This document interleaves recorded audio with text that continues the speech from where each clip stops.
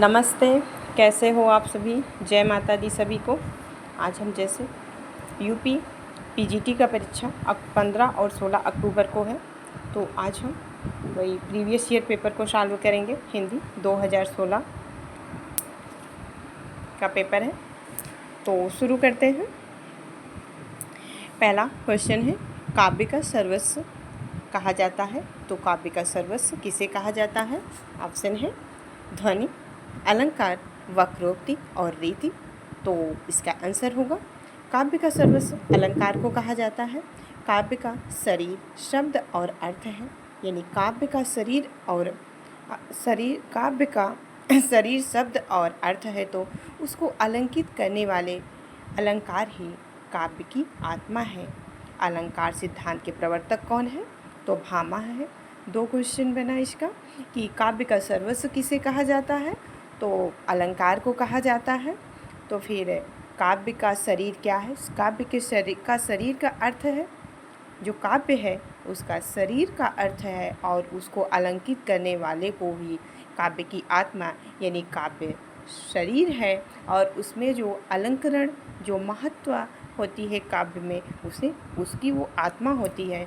और काव्य अलंकार सिद्धांत के प्रवर्तक कौन है? भामा है। ये भी जानना बहुत महत्वपूर्ण है। सबको, लगभग हिंदी के विद्यार्थियों को सबको पता होता है ये सारी चीज़ें, लेकिन कभी कभी एग्ज़ाम का प्रेशर इतना होता है कि कन्फ्यूजन में चीज़ें गलत हो जाती हैं, तो सुनी हुई चीज़ें दिमाग में रहती हैं। तो फिर शुरू करते हैं। सारी बिच्चे नारी है कि नारी बिच्चे सारी है, सारी ही नारी है कि नारी ही सारी है। इसमें संदेश अलंकार है, तो इसमें संदेह हो रहा है। कहने का तात्पर्य है कि जब दुशासन द्रौपदी की साड़ी खींच रहा होता है, तो वो उसको संदेह होता है, भ्रम होता है। वो ये सोचता है, साड़ी खींचते जाता है, साड़ी खत्म होने का नाम नहीं लेती है, तो कहता है कि साड़ी के बीच में नारी है कि नारी के बीच में साड़ी है, कि नारी खुद साड़ी है, कि सारी खुद नारी है या नारी ही सारी है। कहने का तात्पर्य ये है कि दुशासन जब साड़ी को खींचते चला जाता है, साड़ी खत्म होने का नाम नहीं लेती है, तो वो परेशान होने कहता है कि नारी के बीच में साड़ी है या साड़ी के बीच में नारी है, या नारी खुद साड़ी है या साड़ी ही नारी है। ये उसके मन में संदेह या भ्रांत बना रहता है। नेक्स्ट है, इसमें है रामदूत अतुलित बलधामा। इसमें कितनी मात्राएं हैं? तो यानी 2 और 1 2 1 1 1 1 1 1 1 2 2, यानी लघु गुरु गुरु। इसमें 16 मात्राएं हैं। तो ये चौपाई छंद है दोस्तों। जैसे चौपाई एक सममात्रिक छंद है जिसमें 4 चरण होते हैं। प्रत्येक चरण में 16-16 मात्राएं होती हैं। वैसे दोहा है, दोहा अर्ध सममात्रिक छंद है जिसमें 4 चरण होते हैं।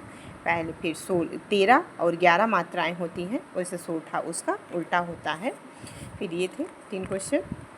फिर नेक्स्ट है, हिंदी व जासूसी उपन्यास का श्री गणेश करने का श्रेय किसे दिया जाता है?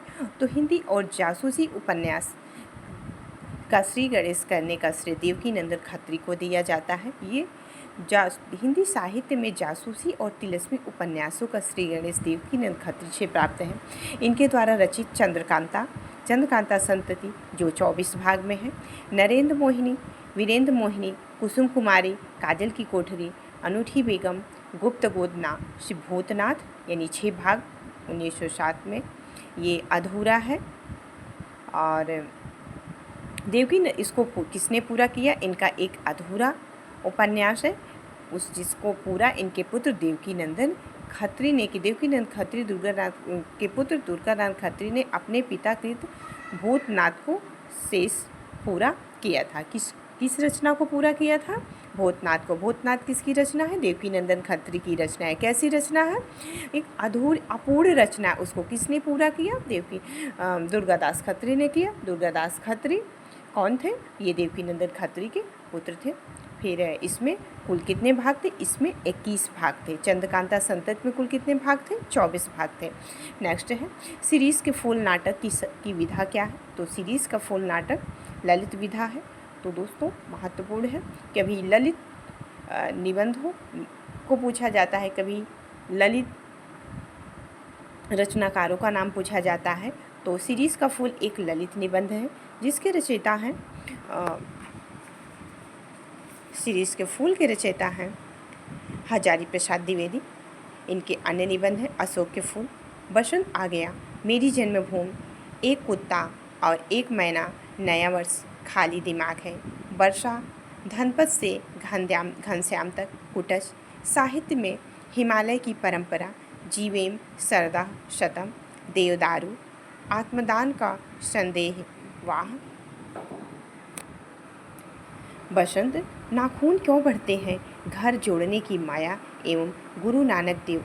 हजारी प्रसाद द्विवेदी के ये ललित निबंध हैं। इनके सभी निबंध महत्वपूर्ण हैं।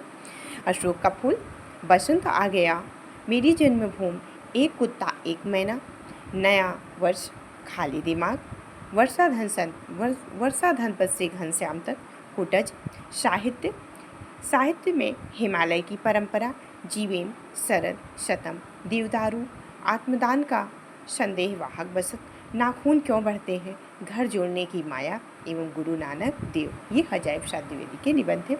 नेक्स्ट है, इसमें स्वतंत्रोत्तर हिंदी निबंधकार नहीं है, तो बालमुकुंद गुप्त नहीं है। बालमुकुंद गुप्त कैसे हैं? एक द्विवेदी युगीन नाटककार रचनाकार हैं, जबकि रविन्द्रनाथ त्यागी, श्रीलाल सुख, नरेंद्र कोहली आदि स्वतंत्रोत्तर युग के निबंधकार हैं। बालमुकुंद गुप्त द्वारा 19/4/2005 में भारत मित्र में प्रकाशित शिव शंभू का चिट्ठा प्रसिद्ध व्यंग्य है। नेक्स्ट है, महादेवी वर्मा का गौरा गाय किस निबंध की रचना है? तो गौरा गाय महादेवी वर्मा की रेखा चित्र है, जिसमें इन्होंने नीलकंठ, मोर, घीसा, सोना, गौरा, रामा, बिंदा, बिट्टो, साबिया आदि प्रसिद्ध रेखाचित्र संस्मरण गौरा नामक रेखाचित्र द्वारा मानव के निष्ठुर व्यवहार पर प्रकाश डाला है महादेवी वर्मा ने। तो गौरा गाय इनकी कौन सी विधा है? रेखा चित्र है। फिर आकाशदीप के प्रमुख पात्र कौन है? तो आकाशदीप के प्रमुख पात्र हैं चंपा और बुद्धगुप्त। तो नेक्स्ट है, आकाशदीप किसकी रचना है? तो आकाशदीप जयशंकर प्रसाद की रचना है, जिसमें चंपा और बुद्धगुप्त इसके पात्र होते हैं। छाया, प्रतिदिन, आकाशदीप, आंधी, इंद्रजाल, ये सब इनके कहानी संग्रह है। सुंदरकांड में के प्रमुख पात्र कौन है? तो सुंदरकांड के प्रमुख पात्र हनुमान जी हैं। इनमें 7 कांड है, रामचरितमानस, बालकांड, अयोध्या, आरण्यक, किष्किंधा, सुंदरकांड, लंका कांड, उत्तरकांड। तो इसको एक ट्रिक से याद कर सकते हैं, बाक श्लो यानी बा से बालकांड, आ से अयोध्या, आ से अरण्यक, का से के से किष्किंधा, एस से सुंदरकांड, एल से लंका कांड, ओ से उत्तरकांड। ये बाक श्लो, इसमें 7 कांड। फिर ई स्वर के उच्चारण में जीभ का कौन सा भाग आवश्यक है? तो ई स्वर के उच्चारण में जीभ का अग्रभाग आवश्यक है। तो 3 भाग हैं उच्चारण के, जिह्वा के अग्रभाग, जिह्वा के मध्य भाग और जिह्वा के पश्च भाग। अग्रभाग में ई, ए, ऐ, मध्य भाग में अ और जिह्वा के पश्च भाग में उ, ओ, औ, आ। तो ये बहुत महत्वपूर्ण है एग्जाम के दृष्टि से। नेट में भी ये क्वेश्चन बार बार आता रहता है, यूजीसी नेट के द्वारा, फिर एनटीए द्वारा पूछा जाता है। फिर नेक्स्ट है, इसमें बोलियां हैं कि कहाँ की बोलियां हैं? तो अवधी कहाँ की बोली है? इलाहाबाद, प्रयागराज, ब्रज यानी ब्रज मथुरा की, भोजपुरी बनारस वाराणसी की, मैथिली मुंगेर की। फिर खड़ी बोली जन्म के आसपास का समय क्या है? तो खड़ी बोली जन्म का आसपास का समय इसमें देखेंगे डिटेल से। संस्कृत यानी संस्कृत 1500 ईसा पूर्व से 500 ईस्वी तक, वैदिक संस्कृत, लौकिक संस्कृत 1500 ईसा पूर्व से 1000 ईसा पूर्व तक, लौकिक 1000 ईसा पूर्व से 500 ईस्वी, पाली का समय 500 ईस्वी से ईसा पूर्व से 1 ईस्वी, और प्राकृत का 1 ईस्वी से 500 ईस्वी, और अपभ्रंश का 500 ईस्वी से 1000 ईस्वी। तो आधुनिक आर्य भाषाओं का विकास इसी क्रम भाषा से हुआ। आधुनिक विकास भी अपभ्रंश से हुआ, अतः इसकी जननी अतः हिंदी की जननी अपभ्रंश है। हिंदी की अगर पूछा जाए आदि भाषा कौन है, तो हिंदी की जननी अगर पूछा जाए तो आदि भाषा तो संस्कृत है, और पूछा जाए हिंदी के पूर्ववर्ती तो अपभ्रंश है। तो इसका समय होगा, यानी इस अपभ्रंश का समय 500 ईसा पूर्व से 1000 ईस्वी, तो यही एक का ही होगा। नेक्स्ट है पाली किस धर्म की भाषा है, तो ये बौद्ध की भाषा है। पाली, इसे मागधी भाषा भी कहा जाता है, बौद्ध धर्म की भाषा है। बौद्ध त्रिपिटक है, जिसमें पाली भाषा में लिखे गए सूत्र पिटक, विनय पिटक, अभिधव पिटक, त्रिपिटक कहा जाता है। फिर इत्यादि कौन सी संधि है, इति धन आदि, यानी यण संधि है, जिसमें इकया उकवा रिकरा लिका ला हो जाता है, जैसे यदि अपि इति अर्थ अधियन यानी अध्ययन।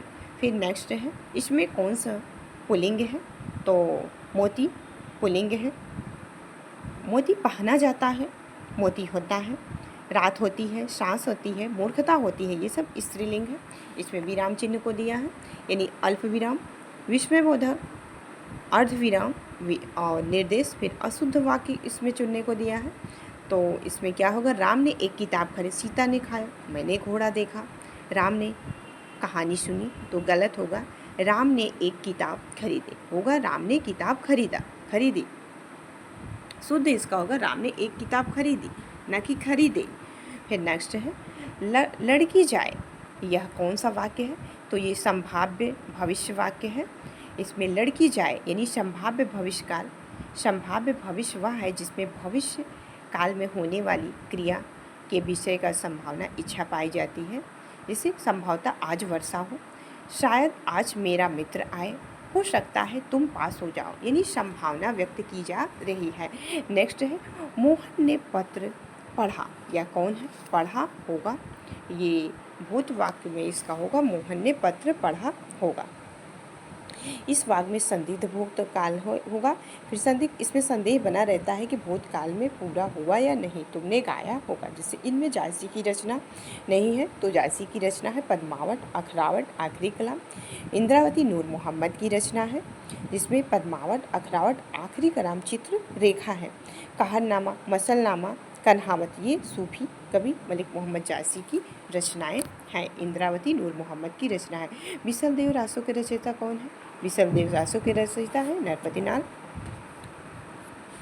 बिसल देव रासो के रचयिता नरपति नाल है, जबकि चंद्रवर दाई पृथ्वीराज रासो। बिसल देव रासो एक गीत पद है, इसमें 4 खंड है तथा श्रृंगार रस की प्रमुखता है। पृथ्वी राजविजय के रचयिता जयानक भट्ट हैं। नेक्स्ट है मोको का तू ढूंढे बंदो, मैं तो तेरे पास ही नहीं थे बंदे, तुम मुझे कहाँ ढूंढ रहे, मैं तो तेरे पास ही हूँ। जैसे कबीरदास कहते हैं कस्तूरी कुंडल भसे मृग ढूंढे बनमान, वैसे घट घट राम है दुनिया देखे ना। जैसे कस्तूरी यानी हिरण के पास कस्तूरी नामक पदार्थ उसके नाभि में होता है, लेकिन हिरण को नहीं पता होता, वो पूरे जंगल में ढूंढ ढूंढ के उसकी कस्तूरी की खुशबू को ढूंढती है, लेकिन उसे ये नहीं पता होता है कि जिसे वो वन वन में भटक के ढूंढ रही वो उसी के पास है। वैसे ईश्वर कहते हैं वैसे घट घट राम है दुनिया देखे ना, यानी सबके घट में राम बसे हैं। दुनिया देश भर के तीर्थ स्थलों, मंदिर, मस्जिद जाने से ईश्वर को ढूंढने का कोई मतलब नहीं, ईश्वर सबके पास है, ऐसा कबीरदास जी कहते हैं। फिर गोरख जगायो जोग भगत भगायो भोग, ये तुलसीदास की रचना है, बहुत महत्वपूर्ण है। ये कवितावली से लिया गया है, ये जीआईसी प्रवक्ता 2021 में पूछा गया था। तंत्रीनाथ कवित रस सरस विहग किसकी रचना है, ये बिहारी की है। ज्यों ही दुर्लभ जग सहज, ये रहीम की है। बिन गोपाल बैरिन भय कुंचन, ये भ्रमर गीत यानी सूरदास की रचना है, जिसमें श्री कृष्ण के मथुरा चले जाने पे गोपियाँ का विरह वेदना व्यक्त किया है इसमें। नेक्स्ट है माँ तू कहाँ निपपति गए सुर के तु सुत कोस, ये केशव की है। तुम जिन जानो गीत है यह निज मच विचार, काल मंगल मंत्री श्रेय सर्ग इच्छा का परिणाम। यहाँ पे यह निज विचार जो कहते हैं ये कबीर की है, और काम मंगल सर्ग इच्छा का परिणाम ये जयशंकर प्रसाद की है, श्रद्धा से लिया गया है। रहीम किसके दरबारी कवि है? दरबारी कवि पूछा जाता है तो रहीम अकबर के दरबारी कवि हैं। रहीमदास अकबर के नवरत्न के प्रमुख थे। अकबर में 9 कवि थे जिनको नवरत्न कहा जाता है। तो रहीम का मूल नाम अब्दुल रहीम खान खाना था।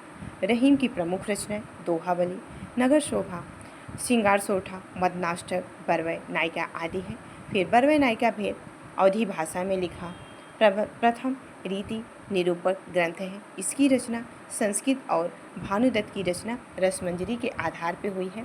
रहीम दास की संस्कृत, फारसी और हिंदी मिश्रित में खेल कौतुक जातक नामक ज्योतिष ग्रंथ की रचना हुई है।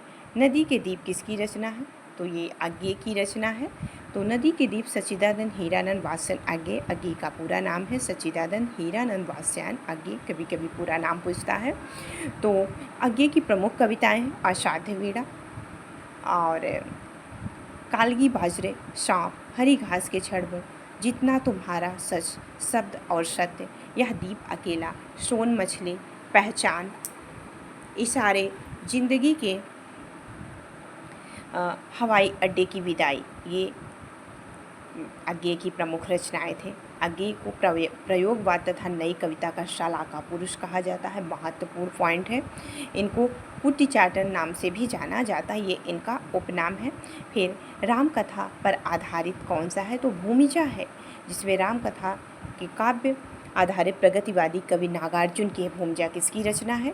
ये नागार्जुन की है। नागार्जुन किस काल के कवि हैं? तो ये आधुनिक काल प्रगतिवादी काव्य के कवि हैं। फिर राम कथा में सीता सर्वाधिक महत्वपूर्ण पात्र है। भूमिजा की पात्र कौन है? तो सीता है। सीता नारी स्वाभिमान की प्रतीक है। उनका परित्याग, जहाँ नारी शोषण की व्यथा और भूमि के उत्पन्न उस पुत्री का अपनी पवित्रता और शुचिता का प्रमाण दिव्य आह्वान, जिसके बाद धरती फटती है और भूमि समाधि ले लेती है। भूमिजा मतलब भूमि से उत्पन्न हुई थी और भूमि में उन्हें समा जाती है। उस शोषण से मुक्ति का चरम है। भूमिजा एक कैसा काव्य है? प्रबंध काव्य है। एक खंड। नेक्स्ट है निहार रश्मि नीरजा, किसके काव्य संग्रह है? ये महादेवी वर्मा के हैं। तो निहार 1930, रश्मि 1932, नीरजा 1935।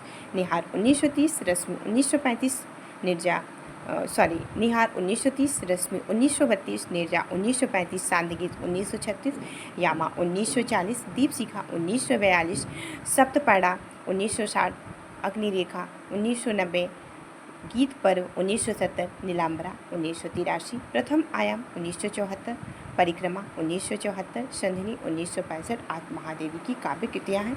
महादेवी वर्मा कृत यामा 1940 में उनके निहार, रश्मि, नीरजा, सांदगीत महत्वपूर्ण गीतों का एक संकलन किया है। यामा पर महादेवी वर्मा ने भारतीय ज्ञानपीठ, फिर कहा जाए ज्ञानपीठ पुरस्कार महादेवी वर्मा को किस रचना पे मिला? तो यामा के लिए मिला। तो महादेवी वर्मा सप्तपर्णा 1960 में ऋग्वेद के मंत्रों का काव्य अनुवाद संकलित है। फिर अयोध्या सिंह उपाध्याय का प्रसिद्ध काव्य क्या है? तो परिप्रवास है। तो 1914 में यह एक महाकाव्य यानी प्रबंध काव्य है। इसमें 17 भाग हैं।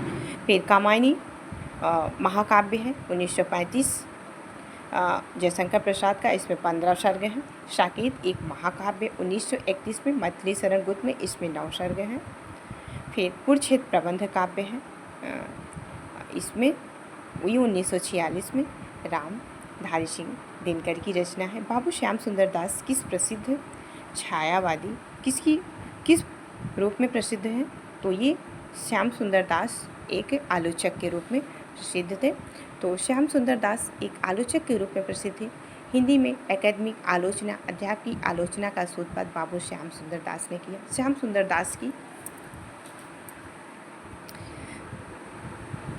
श्याम आलोचना रचनाएं, साहित्य लोचन, भाषा विज्ञान, हिंदी भाषा का विकास, हिंदी भाषा का साहित्य, रूपक रहस्य, भाषा रहस्य। सन 1921 में काशी हिंदू विश्वविद्यालय के प्रथम बार हिंदी अध्यापक के रूप में बाबू श्याम सुंदर दास की नियुक्ति हिंदी के अध्यापन विकास के प्रेरणा के लिए उद्देश्य की। श्याम सुंदर दास के मार्ग में निर्देशक में पीताम्बर बड़थाल ने हिंदी को प्रथम शोध काव्य हिंदी काव्य के निर्गुण संप्रदाय शीर्षक में लिखा। फिर शतरंज के खिलाड़ी किसकी रचना है? प्रेमचंद की। आकाशदीप जयशंकर प्रसाद की। निदिया लागी भक्ति प्रसाद वाजपेयी की। अपना अपना बाग जैनैन की रचना है। नेक्स्ट है, इसमें है मिलान करना है। वनमाला किसकी? वनमाला कौन सी विधा है? नाटक गोविंद वल्लभ पंत की। सिंदूर की होली लक्ष्मी नारायण मिश्र। स्कंदगुप्त जयशंकर प्रसाद। और उत्सर्ग ये चतुर्सेन शास्त्री की है। इसमें है खंड काव्य की परिभाषा है, जिसमें किसी आदर्श पुरुष के जीवन के एक विशिष्ट अंश की मार्मिकता कथा प्रस्तुत हो, या किसी आदर्श पुरुष के संपूर्ण जीवन की कथा प्रस्तुत हो, या किसी मनुष्य के जीवन की काल्पनिक गद्य रचना हो, या पूर्ण नाटकीय मानव जीवन के किसी पक्ष से जुड़ा हो। तो इसका ऑप्शन ए होगा, जिसमें होगा किसी आदर्श पुरुष के जीवन के एक विशिष्ट अंश की मार्मिक कथा प्रस्तुत करना। नेक्स्ट है शब्द अलंकार नहीं है, तो शब्दालंकार अनुप्रास यमक श्लेष वक्रोक्त ये शब्द अलंकार हैं। बाकी सब जितने हैं ये अर्था अलंकार है। अलंकार के दो भेद हैं, शब्दा अलंकार, अर्था अलंकार, लेकिन कहीं कहीं तीन मिलते हैं, शब्दा अलंकार और अर्था अलंकार और उभया अलंकार। शब्दा अलंकार वो होते हैं जिसमें शब्दों की महत्ता होती है, अर्थ जिसमें अर्थों की महत्ता होती है, और उभय अलंकार जिसमें शब्द और अर्थ दोनों की महत्ता होती है। नेक्स्ट है छंद में प्रायः कितने चरण होते हैं? तो छंद में प्रायः 4 चरण होते हैं। अक्षरों की संख्या, क्रम, मात्रा, गणना तथा यति आदि के नियमों के नियोजन पद्यबंध छंद कहलाती है। छंद का सर्वप्रथम उल्लेख कहाँ पे मिलता है? ऋग्वेद में मिलता है। इनकी उत्पत्ति छंदधास से मानी जाती है। छंद शास्त्र को पिंगल शास्त्र भी कहते हैं, क्योंकि इसके प्रणेता पिंगल ऋषि है। पिंगल ऋषि के कारण इसे पिंगल शास्त्र कहा जाता है। इसके प्रायः 4 चरण होते हैं, प्रत्येक चरण में 4 चरण होते हैं। कभी सममात्रिक होता है, कभी अर्ध मात्रिक होता है। फिर नेक्स्ट है, इसमें कौन सी शब्द शक्ति भेद नहीं है? तो शब्द शक्तियाँ 3 हैं, अभिधा, लक्षणा, व्यंजना, श्रोता नहीं है। तो शब्द या शब्द समूह को अर्थ छिपा होता है उसे प्रकाशित करने वाली शक्ति, जिसमें अर्थ छिपा होता है उसको अर्थ को उभारने वाली शक्ति को शब्द शक्ति कहते हैं। शब्द मुक्ता 3 प्रकार के होते हैं, वाचक, लक्षक, व्यंजक। इन शब्दों के अनुसार ही इनके 3 अर्थ होते हैं, वाच्यार्थ, लक्ष्यार्थ, व्यंग्यार्थ। इन अर्थों का बोध शब्द शक्तियों के द्वारा होता है। अतः शब्द शक्ति 3 भेद होते हैं, अभिधा, लक्षणा, व्यंजना। जिससे साक्षात सांकेतिक या मुख्य अर्थ का बोध हो, जिससे साक्षात यानी सांकेतिक अर्थ का बोध हो, उसे अभिधा शक्ति कहलाती है। लक्षणा किसी शब्द या शब्द समूह के साक्षात सांकेतिक अर्थ के बाधित होने के पर किसी रूढ़ि, लोक प्रसिद्धि या प्रयोजक उद्देश्य के कारण अवशिष्ट अर्थ जिस शक्ति के द्वारा बोध होता है उसे लक्षणा कहते हैं। व्यंजना जिस शब्द शक्ति का मुख्यार्थ, लक्ष्यार्थ को पीछे छोड़ते हुए उसे उसके मूल में छिपे हुए आकथित अर्थ को द्योतक करती है, ये व्यंजना शक्ति है। तो नेक्स्ट है, इसमें दिया है मिलान करना है। अजायब शाह द्विवेदी का निबंध है बसंत आ गया। बसंत आ गया कौन सी विधा है? अजायब शाह द्विवेदी की है। तो बनारसी दास मेरी तीर्थ यात्रा किसकी रचना है? बनारसी दास चतुर्वेदी की है। वासुदेव नंदन अग्रवाल राष्ट्र का स्वरूप, वासुदेव नंदन अग्रवाल। बसंत आ गया निबंध है अजायब शाह द्विवेदी। मेरी तीर्थ यात्रा बनारसी दास चतुर्वेदी। राष्ट्र का स्वरूप वासुदेव अग्रवाल, दांत प्रताप नारायण मिश्र का की है। नेक्स्ट है शरद जोशी के निम्नलिखित व्यंग्य लेखक कौन है? 2 व्यंग्य नाटक है, शोक सभा व्यंग्य, शोक सभा इनका है। रविन्द्रनाथ का त्यागी जी हैं। हम भ्रष्टन के भ्रष्ट हमारे 2 व्यंग्य नाटक है। जीप पर सवार इल्या, यथासंभव किसी के बहाने रहा किनारे बैठ, तिलस, दूसरी तरह, यत्र तत्र, शरबत। हिंदी साहित्य के प्रमुख व्यंग्यकार शरद जोशी हैं। इनमें से कौन सी रचना आत्मकथा है? तो बचपन महात्मा गांधी की आत्मकथा है। ठेले पर हिमालय धर्मवीर भारती का निबंध है। निंदा रस हरिशंकर परसाई का निबंध है। आखिरी चट्टान मोहन राकेश का यात्रा वृत्तांत है। महात्मा गांधी की आत्मकथा सत्य के प्रयोग का एक भाग है। किसमें ध्वनि को सर्वप्रथम काव्यात्मा कहा? तो आनंदवर्धन ने ध्वनि को सर्वप्रथम काव्यात्मा कहा। तो काव्य शास्त्र की विशिष्ट तत्व के रूप में ध्वनि शब्द का सर्वप्रथम प्रयोग नवम शताब्दी कश्मीरी विद्वान आनंदवर्धन के युगांतकारी ग्रंथ ध्वन्यालोक में मिलता है। नेक्स्ट है कनक कनक तेसौगुनी मादकता अधिकाय या खाए बौराय नर या पाए बौराय। ये यमक अलंकार है जिसमें किसी शब्द की आवृत्ति 2 बार हो या 2 से अधिक हो किंतु उसका अर्थ अलग अलग हो।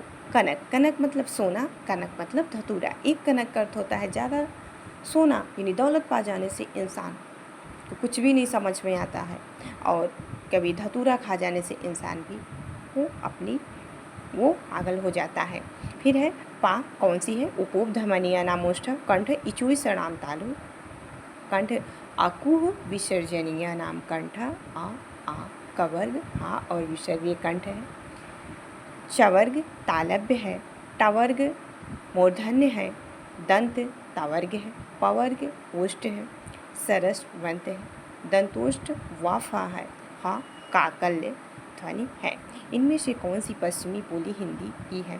तो इसमें है सौरसेनी की 3 है, पश्चिमी राजस्थानी, पहाड़ी, अर्धमागधी की पूर्वी, मागधी की बिहारी। तो सौरसेनी में है, पश्चिमी में है 5 बोलियाँ। कौरवी को खड़ी बोली यानी कौरवी, हरियाणी को बांगड़ू कहा जाता है, ब्रजभाषा बुंदेली और कन्नौजी राजस्थानी की है, मारवाड़ी, जयपुरी, मेवाती और मालवी। पहाड़ी की है कुमायूनी, गढ़वाली, अर्धमागधी यानी पूर्वी की है अवधी, बघेली, छत्तीसगढ़ी, और मागधी की है भोजपुरी, मैगही और मैथिली। नेक्स्ट है जिस भाषा में अरबी फारसी तुर्को शब्दों का प्रयोग अधिक है वह भाषा कौन सी है? हिंदुस्तानी। हिंदी भाषा में अरबी फारसी तुर्की शब्दों का अधिक प्रयोग है, हिंदुस्तानी भाषा कहते हैं। हिंदुस्तानी भाषा हिंदी और उर्दू का एकीकृत रूप है। ये हिंदी और उर्दू दोनों की बोलचाल की भाषा है। इसमें संस्कृत के तत्सम तद्भव यानी शब्द भंडार के देश से 4 है, तद्भव, तत्सम, देशज, विदेशज शब्द प्रयोग होते हैं। निम्नलिखित में से तत्सम शब्द क्या है? तो गृह होगा, गृह तत्सम शब्द है। बाकी घर, बेगम, घड़ा ये सब तद्भव। सज्जन कौन सी संधि है? सत धन जन ये व्यंजन संधि है। नेक्स्ट है सही वर्तनी, अतिवृष्टि होगा, अत्यधिक वर्षा। इनमें मैंने पत्र लिखा में कौन सा है? तो कर्म है, कर्ता ने यानी। फिर है शुद्ध वाक्य की पहचान करिए, तो इसका होगा मोहन ने रोटी खाई। नेक्स्ट है जिसे किसी बात को जानने की इच्छा हो तो उसे जिज्ञासु कहते हैं। जिसे मोक्ष प्राप्त करने की इच्छा उसे मुमुक्षु कहते हैं। जो सब कुछ जानता हो सर्वज्ञ, जो बहुत सहनशील हो सहिष्णु। ऊँट शब्द का स्त्रीलिंग रूप है तो ऊँट का ऊँटनी होगा। इनमें ज्ञानाश्रय शाखा संत के कौन भी नहीं है, तो परमानंदास नहीं है। परमानंदास सगुण धारा कृष्ण भक्ति शाखा के अष्टछाप के प्रमुख कवि थे, जबकि मलूकदास, धर्मदास, रैदास ये निर्गुण ज्ञानाश्रय शाखा के कवि हैं।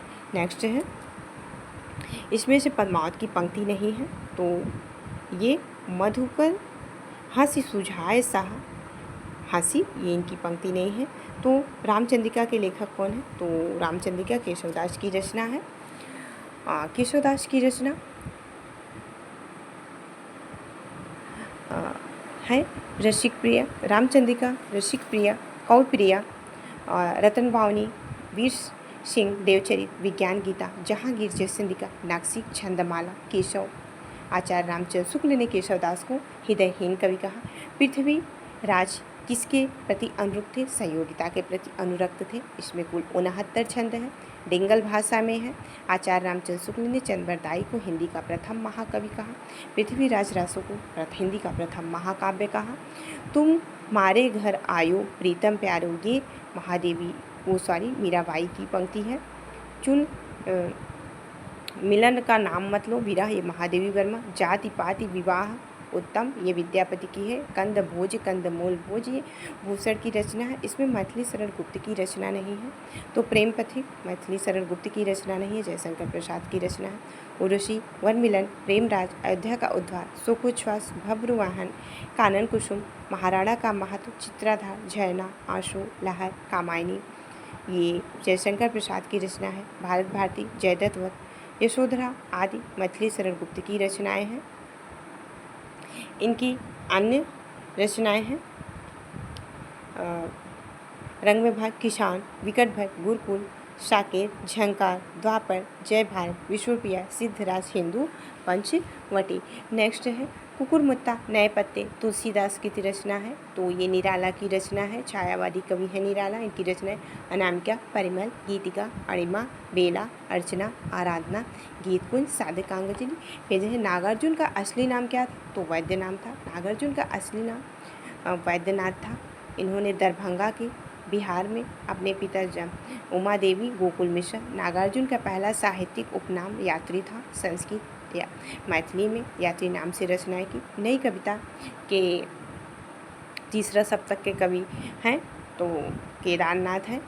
तो आगे सच्चिदानंद हीरानंद वात्सल आगे के संपादक में 4 सप्तक प्रकाशित हुए। पहला सप्तक तार सप्तक, जो तार सप्तक 1943, दूसरा 1951, तीसरा 59, चौथा 79, यानी 43, 51, 59, 79 ये थे 4 तार सप्तकों के सभी कवि।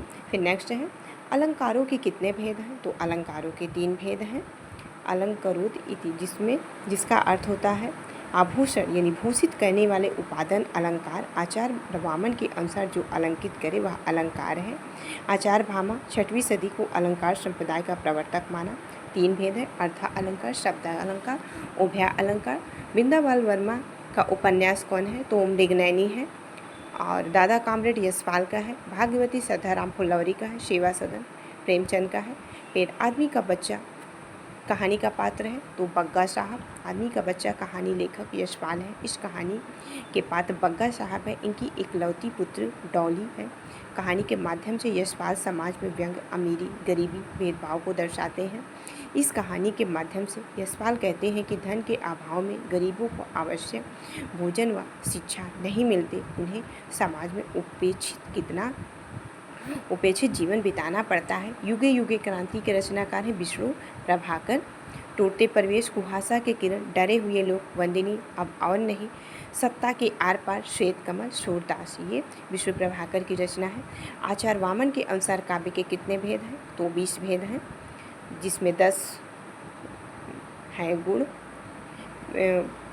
10 भरत मुनि के अनुसार 10 हैं, दंडी के अनुसार 20 हैं, भोज के अनुसार 24 हैं, वेदव्यास के अनुसार 19 है, अग्नि पुराण के अनुसार 18 है, वामन के अनुसार 20 है, देव के अनुसार 10 है, भिखारी के अनुसार 10 है। तो इसमें भोज 24, वामन 20, भरत, दंडी, देव, भिखारी के अनुसार 10 हैं। नेक्स्ट है निम्नलिखित पंक्तियों में कौन सा काव्य गुण है? तो इसमें माधुर्य है। ये थे अभी कुल 2016 के क्वेश्चन जो हमने 65 क्वेश्चन तक किया एक पार्ट में, और सेकंड पार्ट में इसका आगे का क्वेश्चन सॉल्व करेंगे। जी आप सब इस वीडियो को देखिए। आप लोग वीडियो को देख के सभी क्वेश्चन को ध्यान से देखिए। प्रीवियस ईयर क्वेश्चन का बहुत महत्व होता है, किसी भी एग्जाम में आवश्यकता होती है। उम्मीद करते हैं कि आप लोग को इस वीडियो से लाभ मिलेगा। वीडियो को क्वेश्चन एग्जाम में आप लोग को ज़रूर मिलेंगे। जी सभी को वीडियो देखने के लिए बहुत बहुत धन्यवाद।